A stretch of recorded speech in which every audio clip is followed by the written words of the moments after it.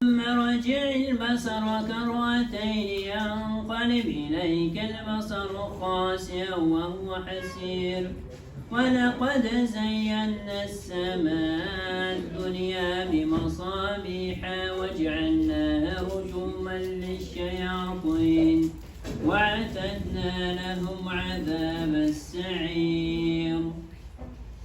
صدق الله العظيم. سبحان ربك رب العزة عما يصفون